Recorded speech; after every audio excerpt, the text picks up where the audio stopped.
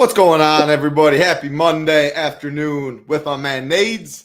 Talking some baseball. 8 games on DraftKings, 10 games on FanDuel. We are going to screen share Saber first, but I just want to pull up the stone. Of course, we go pitchers for Saber Sim. The stone for bats, at least when I'm on the show. You see nothing for DraftKings filled in for these first 2 games. It is on FanDuel, though. 6:40 Eastern start time on FanDuel. 7:10 Eastern start time on DraftKings. 8 games. Nades, how we doing today? Doing good, man. Pretty fun game here. No real weather to talk about. No really good hitting conditions. Should be kind of a fun one here where you can kind of take some stabs on some more potent offenses, right? And just hope that they can overcome, right, talent-wise. And this is kind of the slate where I like to look at stolen base, things like that, right, where I don't expect massive scores, right? Like the Padres scoring 4, 5, 6, 7, 8 touchdowns against the Rockies. Woeful pitching staff out there in Coors Field, right? We had the incredible hitting conditions all weekend long. Not the case here tonight, so looking forward to kind of breaking it down here. Yeah, man, those Padres, it's always in baseball. You can always stack the bottom of the order. We see it all the time. The ownership discounts are absolutely insane. But, man, picking on the Rockies, especially in Coors Field, just a gift that's going to keep on giving this year, no doubt about that. Fired their manager. It wasn't Bud Black's fault. I mean, that's a really, really gross team. It was fun back in the day. Tulowitzki, Arenado, Stories. I mean, they had a lot of fun guys back then. Man, is this lineup bad right now? Who we got in chat? We got Michael W., I Am Rice, MN Holler, Michael Peterson, Nate D., Robert, Philly Phantom, Jake, Go Collect, MN Holler again. Already said hi to everybody. Appreciate y'all hanging out. A lot of familiar faces. Again, all we ask, like button, subscribe button. Helps us out a ton. And again, one last reminder, 8 games on DraftKings, 7:10 Eastern, FanDuel 6:40 Eastern start time, including the 2 early games. We also have, like you said, Nate, no weather to worry about. Looking at Ross weather stuff, I get concerned when I see orange. I see no orange. The worst is just yellow. So we're going to talk like all games do play. No Coors Jr., no Coors in third. Kenny's in here. Jason, Lyle, Beetlebane. Hope y'all all doing well. I need a good contest today, Nate. Like I'm throwing like 80 or something in that $5. I like that knuckleball 50K. The 121's pretty solid. So some good contests today. Any just broad slate before? Like, are you prioritizing bats first, pitching? You playing in that $5? Any broad slate before we go talk pitching? Yeah, I mean, pitching, kind of interesting. There's 3 guys above and one name that you wouldn't think would be up there, right? Above 8,500. So it's kind of Michael King, little drop off to Paul Skeens, and then it's kind of everybody else, right? Male's in there. He's going to be super low owned.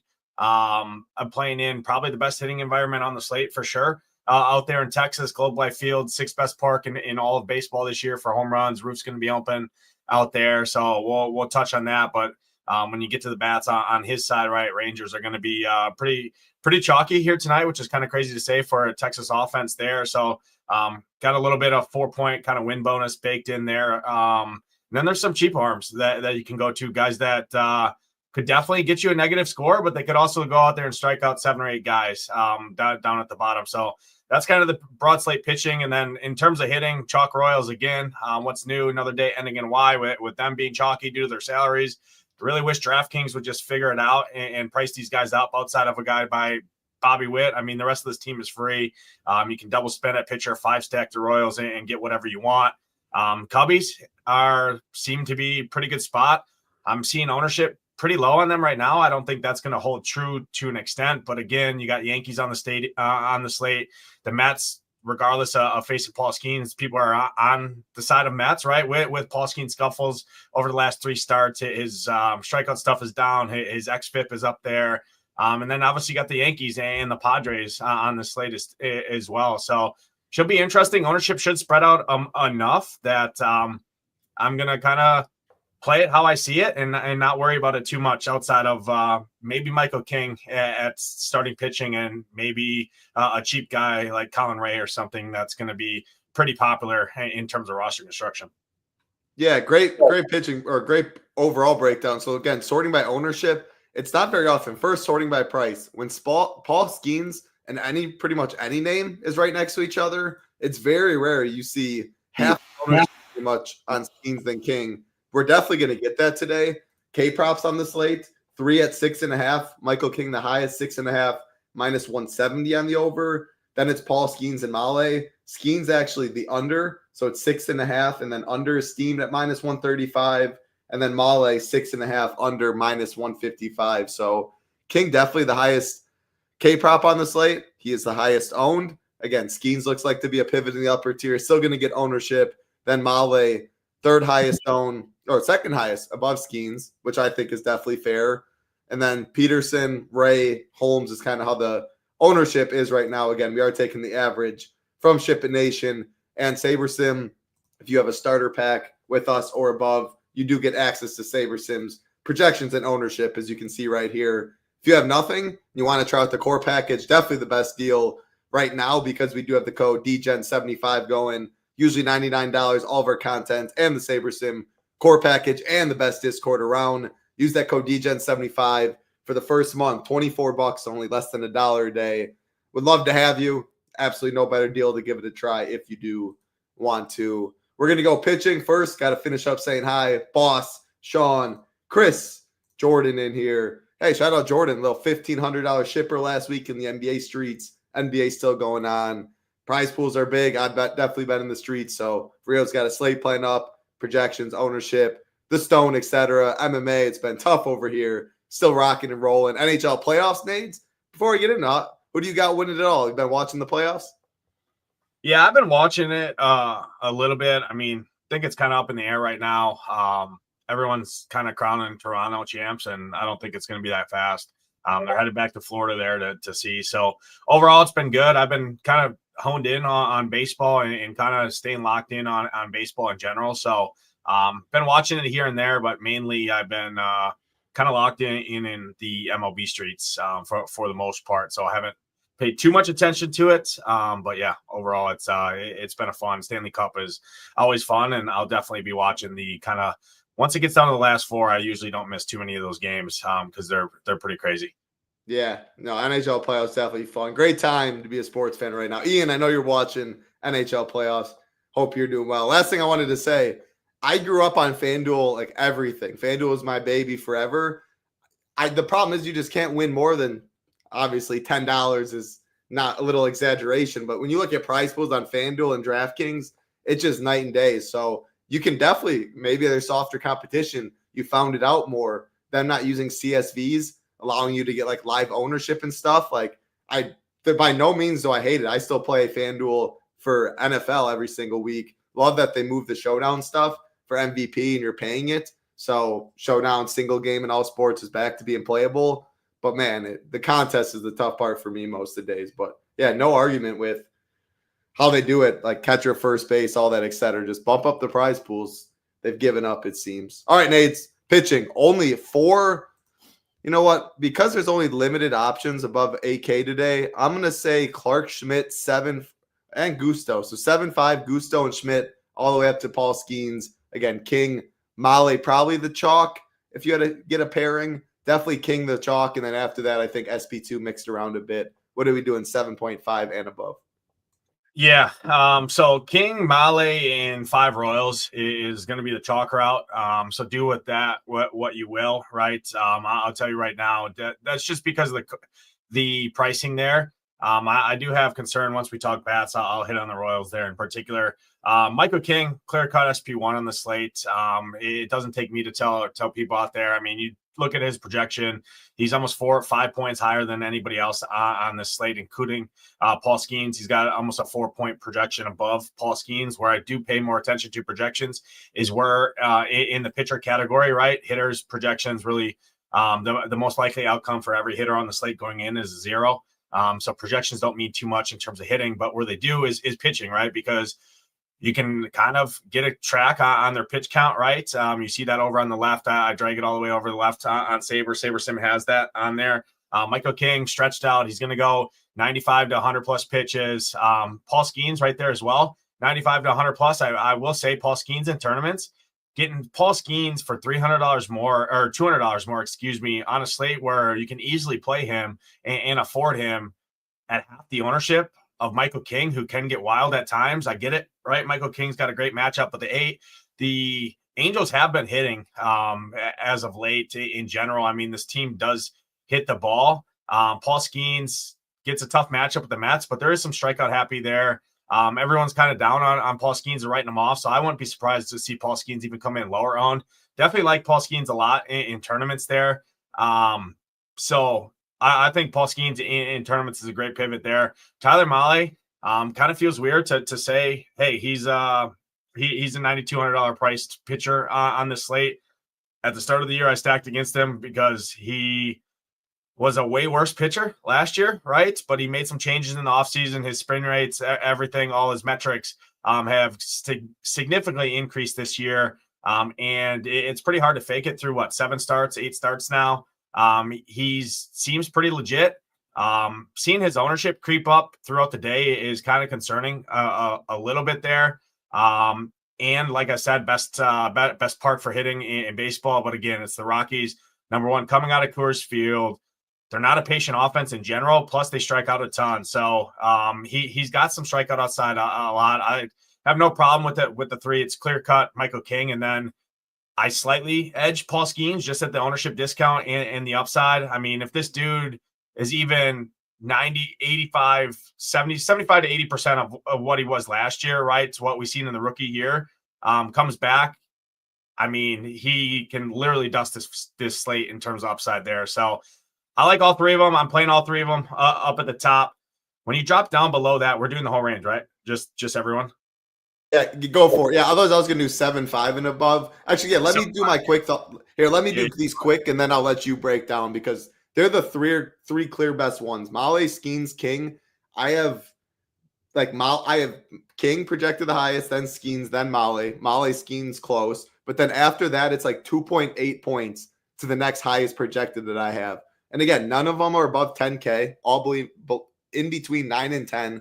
And there's so many bats. Like whatever team you want to stack, you can find cheap bats on the slate. You can find cheap one-offs. Like we used to be paying 11.5 for DeGrom and Verlander. Like these prices are jokes at pitching. So I think you easily can go 2 expensive pitchers. That's by far my preferred range. And I do have it.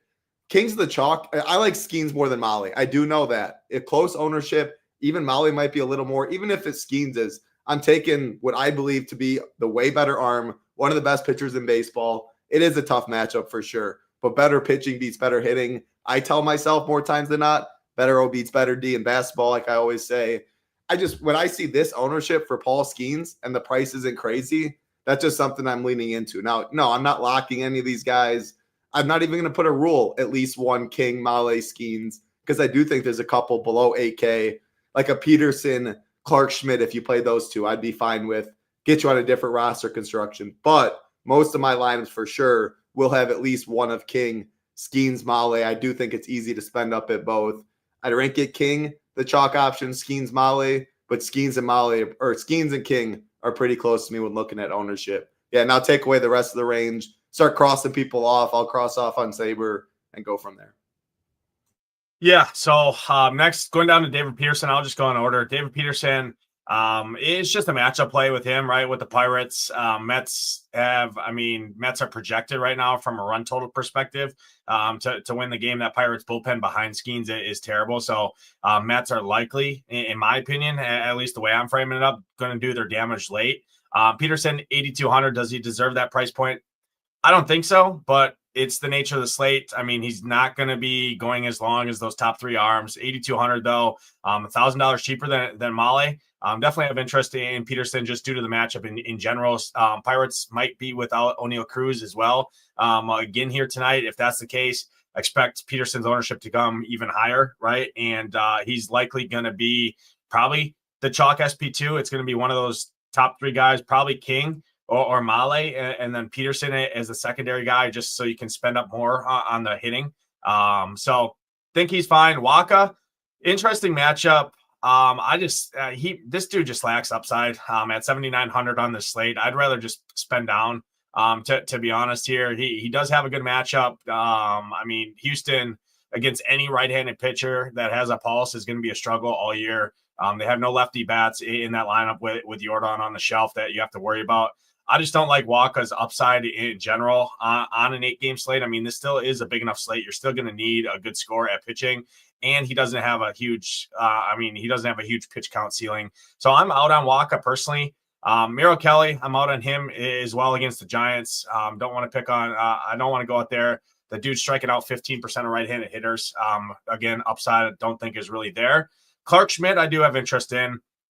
If Clark Schmidt can just avoid the walks, I mean, he's got the strikeout rate to kind of mow through this Mariners team. I know the Mariners have been hitting as of late, but if you look at as recently, their strikeout numbers have started to come back up to what we've seen closer to last year against right-handed pitching there. So I think Clark Schmidt is definitely an interesting option at 7,500. He's probably one of my favorite guys down in the cheap range because I just don't think he's also I don't think he's going to get the upside or the ownership that a guy like Grant Holmes is going to get or Colin Ray is going to get down at the bottom. And he's got a better strikeout rate and better strikeout stuff than both of those guys. The Yankees should win that game as well. So I'm baking in kind of the 4 points, and it's the best pitcher's park in all of baseball there. So I like Clark Schmidt quite a bit at 7,500 in tournaments, especially at this ownership. I think he's great. Gusto's been interesting. You do get some leverage off of the chalky Royals. Pitch count is a concern there. Strikeout stuff is a concern. He wasn't a huge touted prospect. He's pitched really well in his limited starts that we've seen him in. 7,500, I'd much rather just play Clark Schmidt personally or Grant Holmes. But in tournaments at 1%, I mean, if you have 5% in MME, I wouldn't totally axe it just because the Royals are going to be the chalk in terms of projection-wise. And you get some leverage there. And Gusto has been pretty solid in general there. So MME, great. In single entry 3-max stuff, I'm probably out on him. Grant Holmes is the other guy down here that I do like. 7,400. Ownership should be held somewhat in check, right around 90 pitches or so. So a better leash than Schmidt. Again, struggles with command at times. So between him and Schmidt, they both struggle with command. Holmes has a little bit longer leash. He's $100 cheaper. That really doesn't mean too much. So I have those guys kind of in a similar tier. I think they're both good. Slightly prefer Schmidt just due to the strikeout numbers there. And then the other guy we'll throw down on here is Colin Ray, just strictly due to the matchup. I mean, it's the Marlins in Wrigley, not their best hitting environment on the slate. It's temperatures in the 60s, some slight wind blown in there. Colin Ray is strictly just a floor type play. He's going to be pretty chalky. So definitely be worried. I mean, it's either going to be King and Molly pairing, or it's going to be one of those and Colin Ray is kind of the way the slate is shaping up to be. So be careful what you do with that. The only other guy I will throw out is Kikuchi, and that's gross. I get it. But here's the reason why. Number one, first game out of Coors Field for San Diego. Kikuchi can strike guys out. He can get fly balls and home runs. It's not the best hitter's park out there in San Diego. So if there's a guy where he's going to be very low owned with some upside, I think it's Kikuchi at 7,100. He's also a pivot off of Colin Ray. Many more people are going to be much more likely to click that Colin Ray number or name than Kikuchi here. I usually like targeting teams coming out of Coors. It's pretty gross, pretty scary, but in tournaments, I think it's a pretty solid option in large field stuff. Phenomenal breakdown. A couple things that I have to add, not much though. Gusto would be really tough for me to click. Just comparing his price, like Casey's going to get ownership. I do think Bat's ownership will be pretty spread out on this slate, but I can get different in other ways. Like this pitch count, 81 concerns me. Juice on the under at 4.5. Like I prefer, like you said, Kikuchi. No one's really playing Kikuchi. Kikuchi's always the guy. I always talk about it. He's always going to be in my pitching pool. Most times, more times than not, he's going to be in my pitching pool. He's probably low owned. He'll randomly get me a 20 piece, 25, and I'm the winner. The other half the time, he's going to get smacked around. I'll play the offense against them. They're usually pretty low owned too. That's kind of what we're looking at. Like Kikuchi, 11%, not getting much. The Padres, what are they going to be? Like the 6 highest owned stacks? That like neither of them are getting much. So getting overweight to both on 80 teams is not hard at all. So that's something I'll probably do with Kikuchi like I usually do. Clark Schmidt's by far my favorite in this bottom range if having to choose. Someone mentioned it. I think it was our guy Go Collect. Yeah, Mariners been striking out a decent bit at home. Good pitcher's park. Clark Schmidt is the 4th highest K prop on the slate, 5.5. minus 155, minus 130 on the over, excuse me. Very solid K prop there. Should get run support behind him in line for the win. So I like Clark Schmidt a good bit, and it'd go King, Skeens, Clark Schmidt. I like him even over Male for the price tag when looking at ownership. Again, I wouldn't go Gusto, but Nate said like cap it at 5%, you're overweight. I'm fine with that. I'm just trying to narrow the pool down a little more. Then you didn't mention anything about Verlander. Any thoughts on him? No, I like Kikuchi more than Verlander. I'm not going to go out and attack a dangerous lineup. I get it. It's a really good park for pitching. I don't love it. There's enough lefty power in there to scare me. And Verlander's actually splits have kind of shifted a little bit too. And definitely he gives it up to some righties, or well, at least gives righties pitches to hit, walking lefties. So I don't love it. Much rather just play Ray, even at the ownership, than Verlander, or go up to Kikuchi, Holmes, and Schmidt. I mean, you're only saving $500 off of Schmidt and $400 off of Holmes. Going to Verlander. Yeah, good breakdown. Derek, Underdog and DK are showing two completely different lineups for Texas. I would definitely trust Underdog. Let me see what I'm looking right now, and you can compare. I'm seeing Evan Carter leadoff, Langford, Jock, Adolis, Semien, Jung, Berger, Barnhart, Duran. So whatever one that is, but usually I would follow Underdog. You can always usually go to their Twitter too, like Texas Rangers Twitter. Usually when the lineup comes out, they have like a graphic on what that lineup is. But yeah, if one of them's off, it's a good call right there.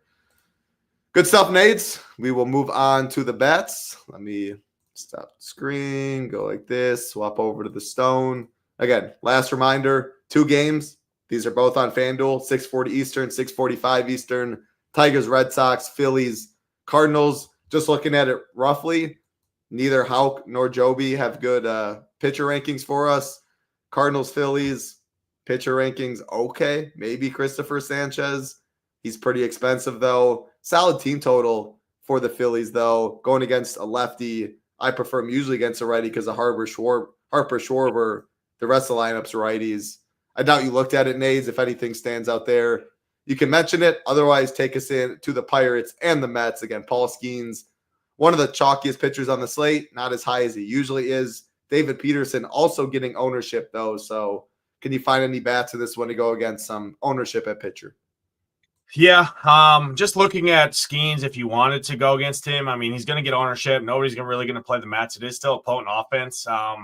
I would say, looking at the last 30 days for Skeens, he had back-to-back 4 walks in each of his last 2 starts against the Cardinals, and the other one was against the I'm drawing a blank now. I just looked at it, but he's got a 16.7% K rate to righties over the last 30 days and a 12% walk rate, giving up a 216 ISO. So if you wanted to go against one of the best pitchers on the slates as a leverage play, wouldn't hate anyone for grabbing a Lindor or a Pete Alonso. Pete Alonso being my favorite guy. I'm not doing it personally. I mean, Pete Alonso Vientos, I think, is a decent mini stack there. Soto's starting to hit the ball better.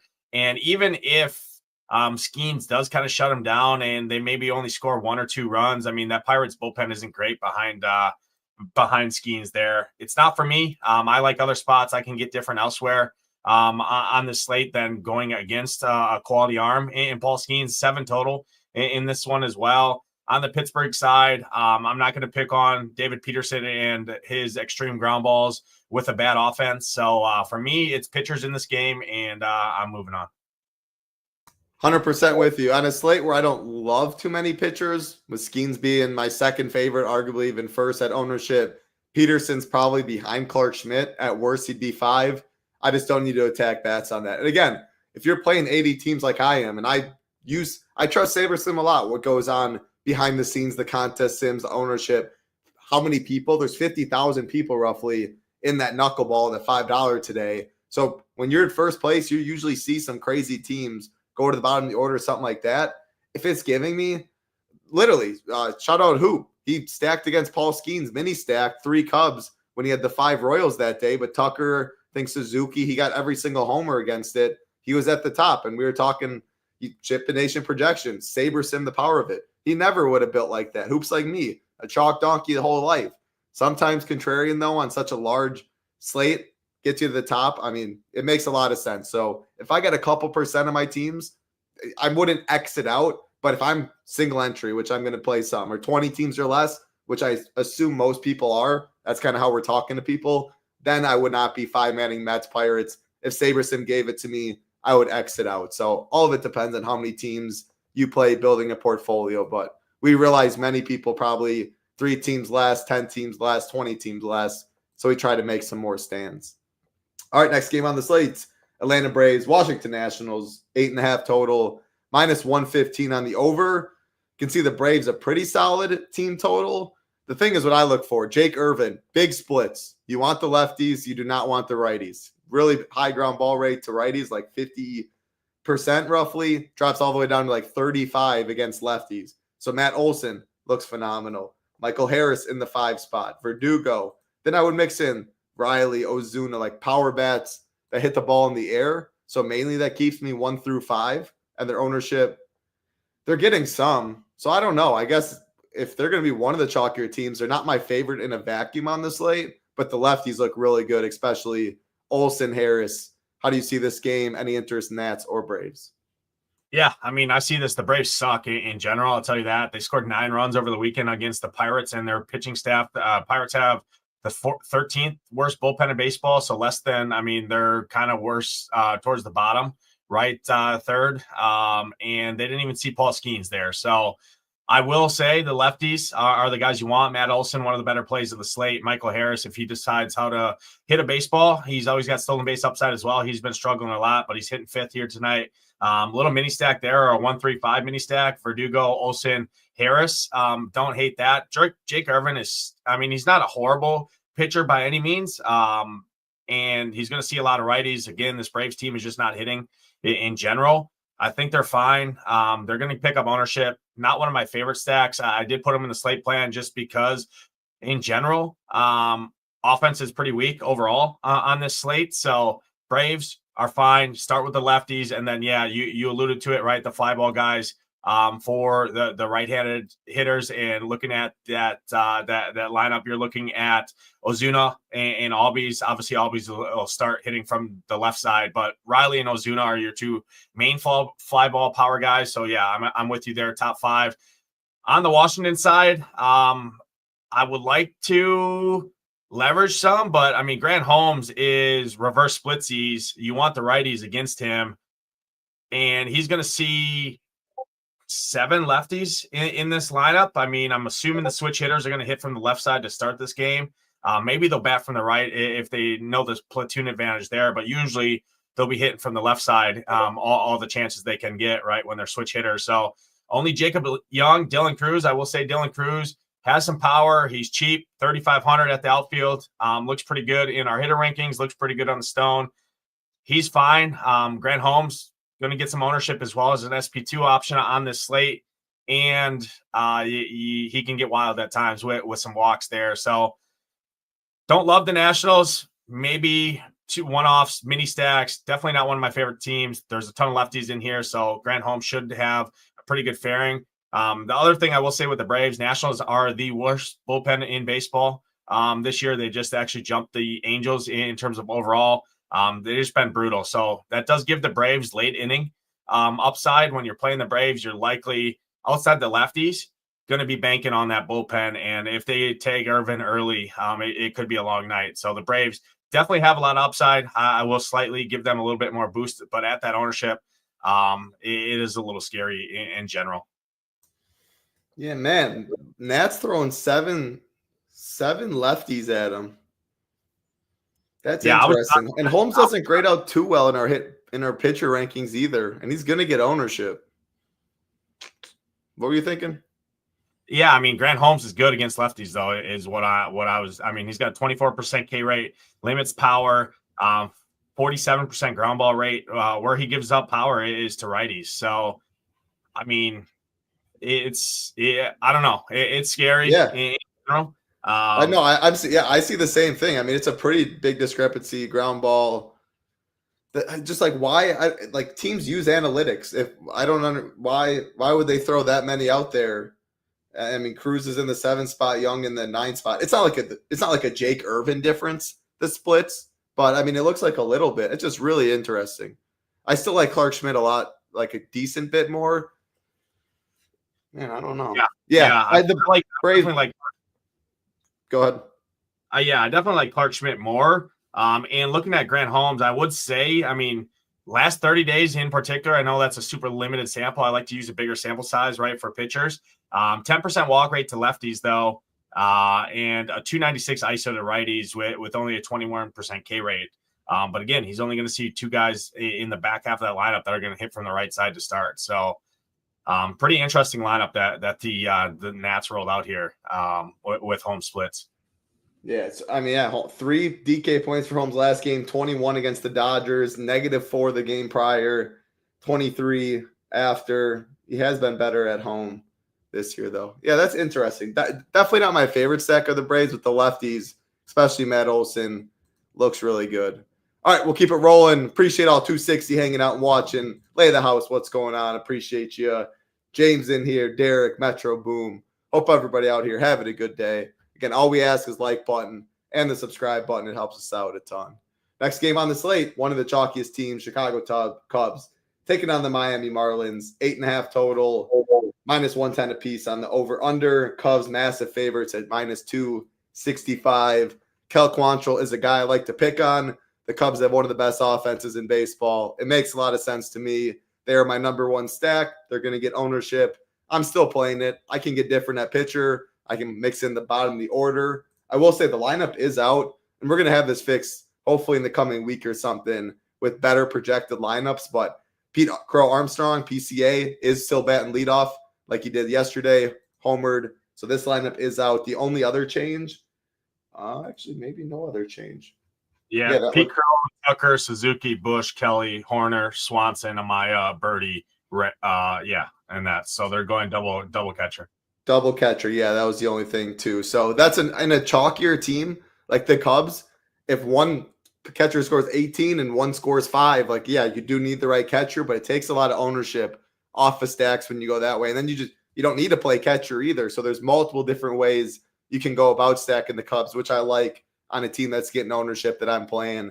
Yeah, I'm playing a ton of the Cubs. They're my favorite offense on the slate. Now, Marlins are a little interesting too, especially Ramirez. But I'm interested in minis. Ray's getting ownership. It's not like he's getting ownership for it's the Marlins, very low team total. The K prop isn't great though. The Cubs big favorites, so the win equity, his price tag, it just makes a lot work. But just because you make a lot work in baseball doesn't mean you still need points. You still need them to do something. And there is other guys in the lower tier, Peterson, Clark Schmidt, Holmes, that are priced close enough where he gets you 11, you're not happy about that. So, yeah, I don't know how much I love Ray at ownership, but that's the case. I think I need some of these Marlin bats too and stuff. So, what do you got in this game? Yeah, I put the Marlins in the slate plan as sneaky. Reason being is, number 1, you can steal on Colin Ray. Number 2, he's going to be probably one of the chalky. I mean, leading up to lock, when people want to play these Cubs, they want to play the Yankees, they need to stay salary, right? There is teams where you can't just go in there. The top half of that Cubs lineup is expensive, right? So that is the only thing that should hold their ownership somewhat in check. You do have to punt in SP2. You can't double spend and play the big bats, all of them, for the Cubs. There is lineup constructions where you can do it. I'm with you, though. I'll start with the Cubs side. My favorite stack on the board, number 1, one of the best offenses in baseball, one of the worst bullpens in baseball, the worst starter on the slate in terms of expected ERA, everything. And not only that, he's allowed 21 stolen bases over the last 2 years, and we know the Cubs will run when they're on the base. So Suzuki will run, Tucker will run, Happ will run, Horner will run, Crow Armstrong will run, Birdie will run in the 9 spot. He's a sneak. At a weak third base position, Dansby Swanson will run. So with the home run, with the stolen base upside and the bullpen, I love the Cubs. There, like I said, there's enough offenses where ownership is going to get somewhat spread out. It's not like a 50% owned Cubs stack that like the Padres, right, in Coors Field. It's going to get spread enough. So I love the Cubs. I'm on board with the Cubs there. The Marlins, though, I will say, number 1, you can steal on Ray. So Edwards, Norby, Derek Hill will run a little bit. Jesus Sanchez will run a little bit. And then Augustin Ramirez is got a ton of power, 4,300. In your Cub stacks, don't play either of the catchers. Flip the catcher to the other side of that game. Play Augustin Ramirez, full 9 inning at bats against a bad bullpen as well. Cubs rank 7th worst bullpen in baseball right now in terms of ERA, even worse than that in terms of WHIP. So Marlins should have fairly decent hitting arms the entire game. And they got stolen base, Edwards, Sanchez, Ramirez is a really nice mini stack there that I like a lot. But yeah, I'm on both sides of this game for sure. Let's go, Nades. Glad you're on the same spot. I mean, I assumed you were on the Cubs. It's pretty, if you're not, it seems like an ownership game theory. I wouldn't be surprised if they get steamed up a good bit. They came out with a good lineup, 2 catchers that are pretty cheap. So yeah, like Oakley said, so there's no Ian Happ in the lineup, but there is Miguel Amaya that's down there in the 8th spot. He also mentioned revenge game. Yeah, it is a John Birdie revenge game. Last things I ever look at in baseball, I mean, anytime you're up to bat 4 times a game, you got to be trying to get a hit. Basketball, if you're the point guard, you have more control. It's up and down, 24 seconds. Look at it in something like that. But it is true. It is a John Birdie revenge game. 30% owned in Cubs. Yeah, go ahead, Nate. Yeah, FanDuel is different. I mean, I don't play over on FanDuel, so I can't speak too much over there. We do have content for FanDuel, and we got guys that crush over there like Hoop. But in terms of stolen bases for the Cubs, the top 6 guys on the season for stolen bases are all in this lineup. Crow, Armstrong, Tucker, Birdie, Horner, Swanson, and Bush. Bush even has 2 stolen bases. So the Cubs definitely expect them to be running wild. They've done it all year. Helped lead to success. Brewers should take some notes and get back to how they played and won last year. But yeah, I will say stolen base upside best on the slate for the Cubs. Well, I'm glad we before we moved on to the game, we did just get the Marlins lineup. Shout out to Brandon or Brand Joy. Ray facing 7 lefties. The that one 2 righties are Ramirez Hill, which I'm glad Ramirez is. I mean, man, that lineup is so gross with like Ronnie Simone, Liam Hicks, Graham Paul. These dudes are completely free. I don't know. I guess what wins out? Like these bad lefties, like with the platoon advantage, or okay to bottom of the barrel righties? I don't know. What do you think? I'm not playing. I'm playing Sanchez, Ramirez, Edwards are my 3 favorite guys. They're betting 1, 2, 3. Ownership, you don't have to ever worry about it on the Marlins. I'll tell you that right now. No, I want it's more so the Ray stuff. What does that 7 lefties do for you with Ray? Does it worry you at all? Or you? I was already slightly worried on Colin Ray. I mean, I know what this dude was. He pitched in Milwaukee for a while. I mean, he allows a ton of power to lefties. 170 ISO, not a ton, but definitely more than he does to righties. I mean, it's a .064 to righties and a 1.7 or a .170 to lefties there. Fly ball rate at 41% as well to lefties there. Only issue is he's facing the Marlins that don't have a lot of guys to hit the ball in the air, but 2 guys that do is Mervis and Stowers there. So if I'm stacking them, I would probably just go 1 through 5 on the Marlins. Those are the 5 best bats. They all can steal as well for the most part and have a ton of power. So 1 through 5 on the Marlins in tournaments, I would definitely be overweight on for sure. More on the side of the Marlins bats than Colin Ray looking at it. I like it. Yeah, I prefer Marlins as minis, but I don't hate the 1 through 5. Prefer in the minis, it would be one of the guys 1 through 5. No one above 4.5K right there. Also worth noting though, for on the Ray side, 60 degrees in Chicago, wind blowing in from center a bit. Obviously, wind plays big in that park. So by no means a good hitter's park environment today. By no means a good hitting environment for the Cubs today. It's not the worst though. In general, on the slate, it's not the warmest throughout the country. Yeah, I will say though, I mean, 7 miles an hour in Wrigley is nothing. I mean, there is not a game where they're under 5 mile an hour in that entire stadium. So I mean, 7 mile an hour is pretty neutral. 60 degrees is better than the 30 degrees when this team scored 50 runs. So I would say, and the bullpen is horrible for the Marlins. Quantrill's the worst starter on the slate by far. All the metrics, everything. So yeah. And then I want to hit on Michael. Yeah.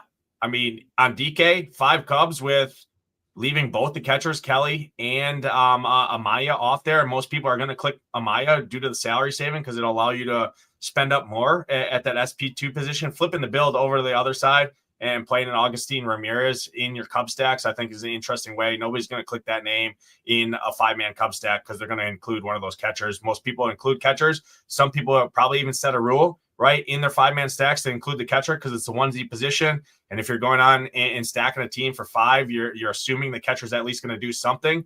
Naturally, you're just a little bit more contrarian there in your Cub stacks, flipping the build and throwing the catcher from the Marlins. Yeah, and I do think for sure Amaya will be higher owned than Kelly. 2.3K difference right there. I mean, you're spending for sure. People prioritize PCA, Tucker, Suzuki, Bushes, etc. over Kelly there. So that's how I see it. All right, let's keep it rolling. Next game on the slate, Texas Rangers and the Colorado Rockies. The highest implied total on the slate for the Rangers, run total. The lowest run total on the slate is the Rockies, sitting at an 8.5 total. Minus 120 on the over. Rangers big favorites, minus 250. So, I mean, we go from pretty much two of the chalkiest teams right here, Cubs, Rangers, Royals as well. But I mean, there's no doubt Rangers are getting ownership. There's no doubt the Cubs are. You can see, though, when looking at it, a lot more on the Rangers stuff. We do have to finish updating. Projections are not totally final yet with lineups coming in. I prefer Cubs to Rangers if choosing.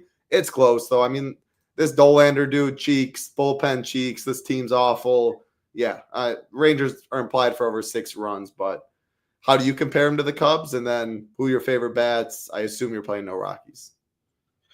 Yeah, so looking at this lineup, Texas got a lot less interesting to me personally with no Seager in there. I thought that was going to be the case. I will say Evan Carter, one of my favorite bats on the entire slate, tons of power, hits the ball in the air. Dollander does have definitely reverse or a ton of splits right there. I mean, almost a 15% walk rate over the last 30 days to lefties. Strikeout rate right there equal as well at sub 15%.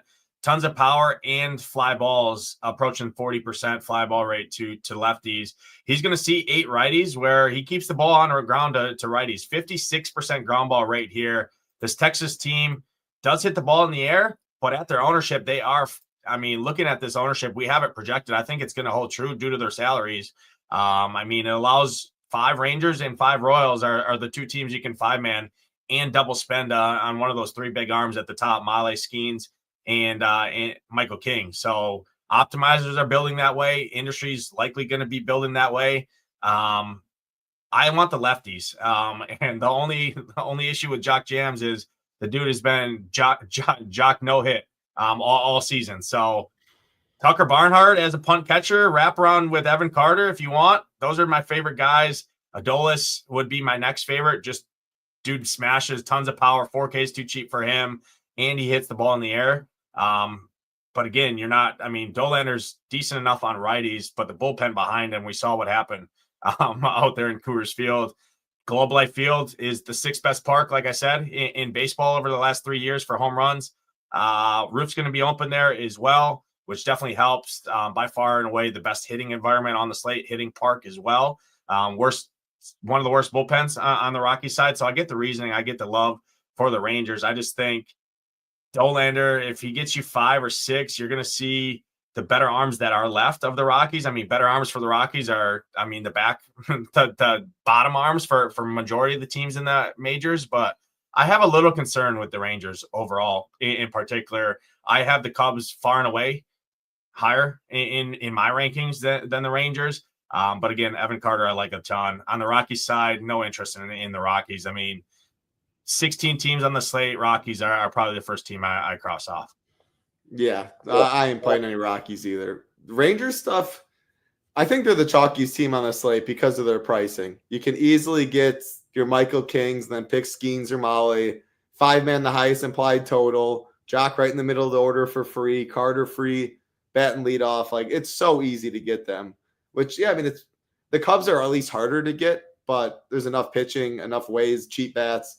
The Cubs are still going to be played, but I just don't think they're as high as the Rangers for that reason. Yeah, if I'm playing the Rangers, like, I probably would want to avoid, and again, if you're playing one team versus 80, it's different. If I'm playing one team, I'm probably not eating Jock Chalk. He finally homered on Saturday, first one of the year. Now he gets the best matchup possible. So wouldn't be surprised if he nukes, but I mean, he's been so bad. His price tag just forces people to play him. Semien, that price at just second base, going to be super owned. Carter. So Carter, Jock, Semien will probably be the three highest on the Rangers. Playing one of the three if you're 5-man and something like that is probably my favorite way to go about it.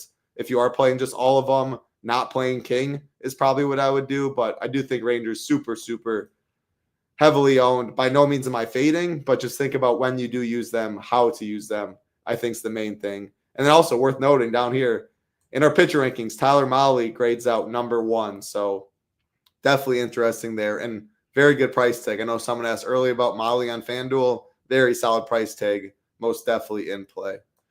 All right, couple games left. Again, appreciate everyone hanging out. And if you're not a member and you do want to join, so SaberSim, our partner optimizer, by far the best out here. We have multiple different deals, core, starter, ultimate. As the price goes up, the value goes up. But if you have not tried it at all, I think the core package would be best. The reason for that, usually $99, all of our content, SaberSim Core, and the Discord. Use the code DGEN75, get you $75 off your first month. So $99 all the way down to $24, less than $1 a day, and you get access to SaberSim, and you get access to the Discord. We would love to have you. Plenty of sports still going on. NBA playoffs, NHL playoffs, MLB, PGA, big event this week. MMA still going. NASCAR, always huge contests. We would love to have you. People talk even more in the Discord. I think like the UFL or whatever's going on, the Canadian Football League. I don't know what's going on DraftKings with football, but people are winning money in it in the college football chat and talking about it, tennis, etc. So we would love to have you. DGen75 is the code. Astros, Royals, next game on the slate. 8 total, -115 on the over. Astros -130 favorites. Waka and Gusto on the line. 2 teams. Oh, yeah, Royals getting some ownership. I do think Rangers probably higher owned at the end of the day. Royals still going to get some. Astros very low owned. 2 pitchers not getting much ownership. What are you doing in this one? Yeah, Royals mini stacks for me, and that's kind of it. The reason I don't want to 5-stack the Royals here, especially at their ownership, I mean, Bobby Witt's an incredible play anytime he's on the slate. Vinny P's cheap, so a little mini stack there. Salvi Perez, Miguel Garcia a swipe as well every time he's on there.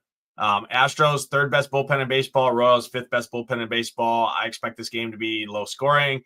Waka keeps the ball on the ground for the most part. Gusto's been actually pretty solid overall through his short stint so far this season. I think this is like a 4-1 type game, 3-1 type game. Not going to be on the winner. At least that's the way I'm frapping it up. So Royals minis, no Astros interest for me. Moving on. Yeah, I agree with you. I will say too, Yainer Diaz will be one of the more popular catchers. So just when I know that, like, because of someone's price and where they're in the order, if I know, and especially at a bad position, the onesie positions, if I know a guy's 10 to 15 just for a random reason when no one else likes the team or anything, usually that's what I try to avoid when I am like one-offing stuff. I'd much rather one-off. Well, his price isn't the same as Ramirez, but you know what I'm saying? Unless it's completely like I'm 5-man stacking the Stros or I'm 5-man stacking the Angels or a team that no one is, then I don't care as much. But in lineups, I'm playing Skeens, King, some Cubs, whatever it is. I don't want to eat chalk one-offs for the most part. Is a little tidbit that I have. All right, next game on the slate. UC Kikuchi taking on Michael King. Padres big favorites over the Angels at -218. Lowest total on the slate at 7, -122 on the over. We talked about Kikuchi. I think he's an interesting play at low ownership with upside. I think the Padres are interesting in non-Kikuchi lineups. Tatis, monster. Machado, very good against lefties. Bogarts, solid. I mean, Jackson Merrill, just an absolute stud. So Arias is always battling at the plate, making it tough on pitcher's life. So I don't mind super low on Padres. I mean, look at that. No one's playing the Padres. Run total's fine. Kikuchi can blow up. So it's back to it. I'm playing some Kikuchi. I'm playing some Padres, obviously not in the same lineup. That's just part of my portfolio. I am not playing the Angels. King, I mean, if he blows up today and the Angels are on the winner, I will never get there. So what are you doing, Nate? Yeah, you want the righties? For the Padres, sure, you can play the lefties. Jackson Merrill's a stud. You can play him, but Machado, really good option here, especially at the ownership. Nobody's going to click that name. Don't love Bogarts, but I mean, if you want to play him, you can add him in there. Machado and Tatis, you have to pay for them. But I mean, they could definitely be two of the highest scoring bats on the entire slate, all things considered. Kikuchi mega splits over the last 30 days to righties, 36% K rate to lefties, 18% to righties with a lot of power and fly balls there. So those are the guys. And then the other thing for the Padres stacks, number one, the ownership, number two, the Angels bullpen, second worst in all of baseball. It's the Angels and the Nationals atop the list. And then it's a pretty significant drop off to everyone else, even including the Rockies. So, I mean, Padres park sucks, right? I think it's the third worst park overall in all of baseball. One of the worst parks in all of baseball, not third worst, sorry. Ninth worst in all of baseball over the last 3 years. So not a great park, but terrible pitching staff. I think Kikuchi's interesting for sure in tournaments at that ownership, especially first game out of Coors for the Padres. I like Machado and Tatis the most. Probably don't 5-man stack this team.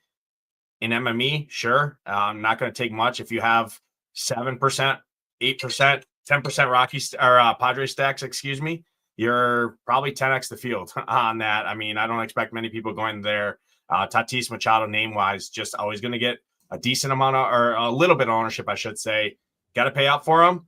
I think that's an interesting way to play a team like maybe the Rangers, right? When people are going to play the cheap Rangers and go Cubs, maybe you spend up instead of Kyle Tucker, right? You play Tatis instead of third base, right? You flip the script, right? And you go Padres mini stack there. Yeah, I really like that call for sure. I mean, people just aren't, again, lefties, it's not nearly as good on paper against Kikuchi. Merrill would be the one I probably would be fine with. Again, look at his price tag. Still grades out well in the hitter rankings. I know many are probably thinking like they're leaving Coors to go back home. People talk about that all the time. Maybe there's some merit to it. I trust Vegas and all the algorithms, million different things that go into their computers to pull out a number that's in it somewhat. But mainly it's just the ownership. Like when we're talking like the Dodgers leave Coors and are then still chalky the next day, like coming up with reasons to fade chalk. I mean, this is a very low ownership team with a solid run total. So when it comes to like that way, I'm not trying to look for reasons to fade. So yeah, Tatis Machado definitely look very good. Bogart, solid price tag. Merrill, just a stud. 2 games left. I have some interest in the Yankees in this one. Yankees and the Mariners. Emerson Hancock, Clark Schmidt on the mound. We are looking at a 8 total, -115 on the over, -148 favorites are the Yankees. I mean, this Hancock dude Hancock doesn't strike out anyone. Like just beach balls being thrown all day. Don't love the park for Seattle, but I think if they're in Yankee Stadium, I think like the Yankees are one of the highest owned teams on the slate. Obviously, you can always play Judge. Ben Rice has pop. Grissom at the top doesn't break the bank. No one else above 4-4 in the projected rest of the lineup. Yankees are probably number 3 for me if I had to pick. I like Cubs. I'd probably say Rangers chalk, and then I'd go Yankees. But yeah, guaranteed 9th inning at bats. It all checks out. I do like Clark Schmidt, but lefties can get to him a bit. Like Cal Raleigh looks real strong at catcher. Spending up will probably people spend down. Rowdy's got pop. Polanco's hitting the ball. Crawford's cheap. So while I am playing Clark Schmidt too, the Mariners lefties, and they're going to throw some at him, are very much in play in teams I don't play Clark Schmidt. So I guess by default, one of my favorite games on the slate, looking at ownership. What do you like?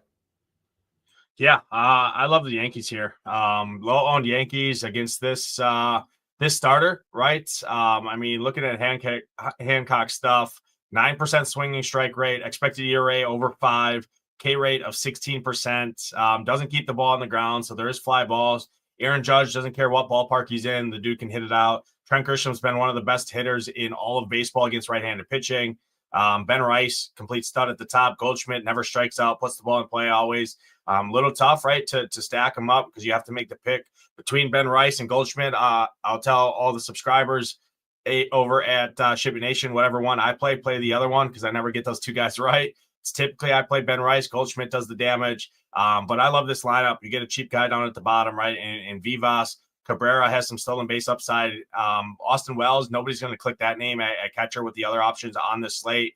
Volpe's been actually hitting this year. Bellinger's starting to come around. Looking at the Mariners, 10th worst bullpen in baseball in terms of whip as well. I get it. Park sucks, but there's not great parks. That's the nature of the slate. There's not good weather on this slate. And outside of the Texas game, right, everyone else is pretty equal. So I'm in on the Yankees. I like this potent offense and that. Yeah, you nailed it. The Polanco, Cal Raleigh. I mean, I'll say Cal Raleigh is a play anytime, no matter who he's facing, right? The dude's one of the best hitters in all of baseball, especially at the catcher position.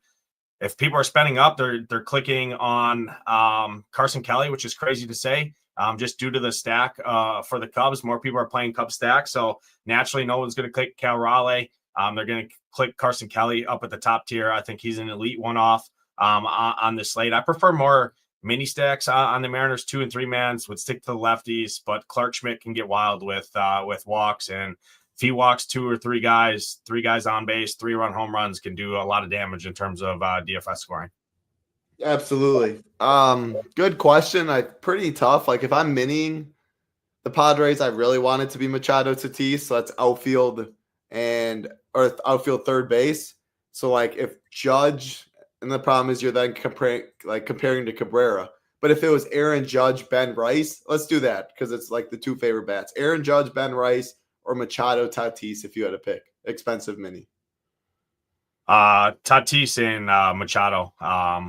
Just to attack the splits. Kikuchi there, a little better ballpark, worse bullpen. Like I said, I mean the Angels and the Nats bullpen are 2 runs worse in terms of ERA than the third worst team in all of baseball. WHIP is far and away. It's like 2.2 worse than anyone else too. So I mean their bullpen arms are just absolutely atrocious and out there for the Angels. Yeah, Rowdy's cheap. Yeah, Rowdy is cheap.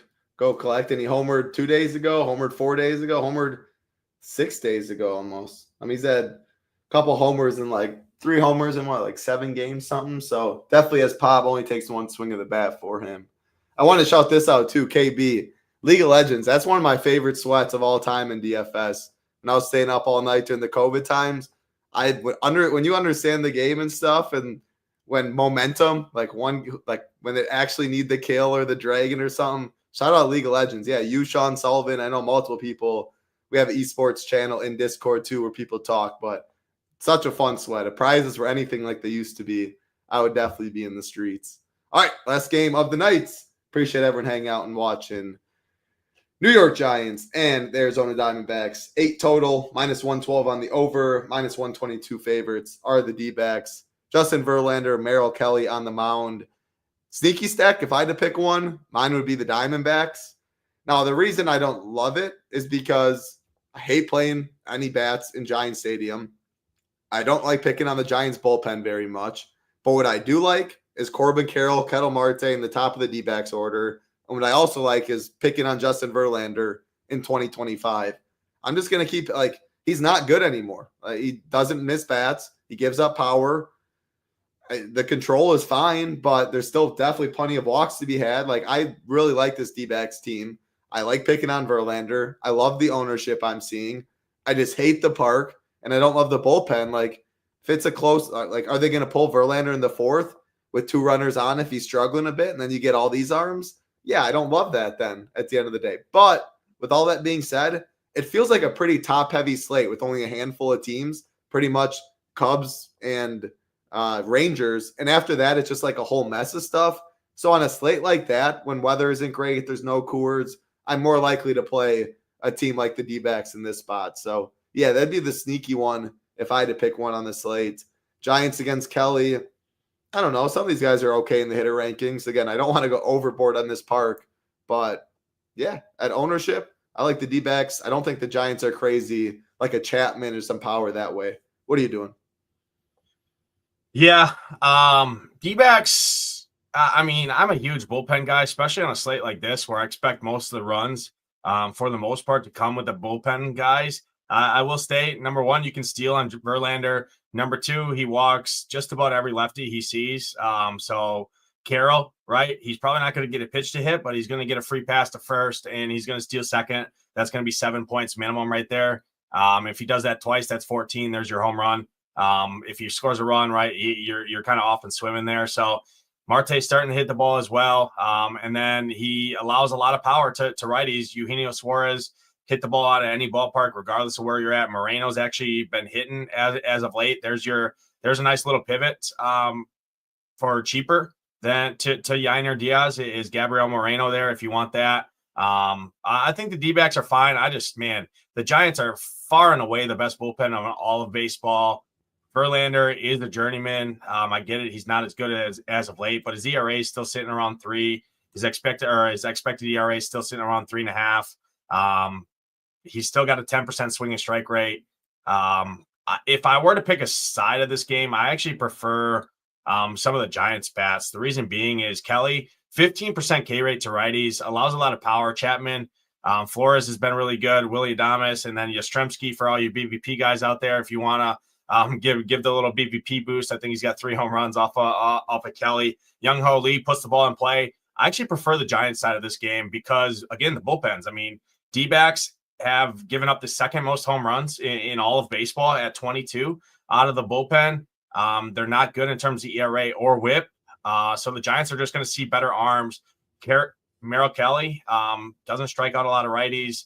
I prefer the Giants side. He's going to see majority of the right-handed hitters in this one as well. Little lunch bet, who wins the game? Translates to DFS. Whoever scores more runs wins the game. Sure, let's do it. All right. $20. Are you trying to have like a steak lunch on me? No, that's it. Yeah, whatever you want. Yeah, whatever you want. Yeah, Let's do it. $20. Yeah, a little $20. Yeah, $20. There we go. Just a straight winner. Again, it does not. It could be a 7-6 game, and one of the teams is way better for DFS. But usually, the more runs you score, you win the game. It's better for DFS. D-backs is the better offense, right? D-backs are the better offense, better team. I'm just betting on bullpens. I'm betting on Verlander struggles at all. They're going to pull them and rely on their bullpen. But yeah, I mean, they always have upside. It's just the price points are much better also on the Giants side.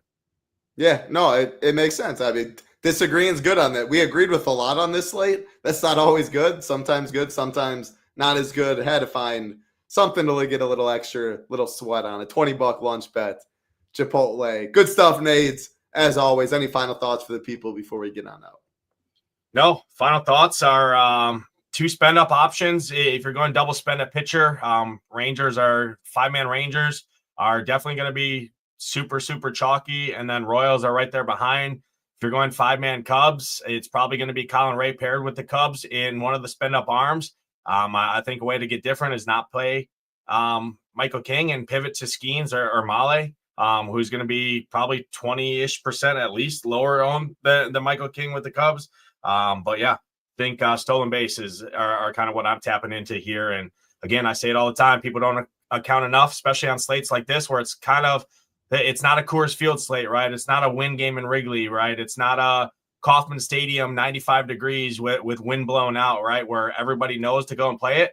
When it's more clear cut and it's kind of cloudy, right? In terms of offenses on this slate, I pay more attention to bullpens and stolen base upside.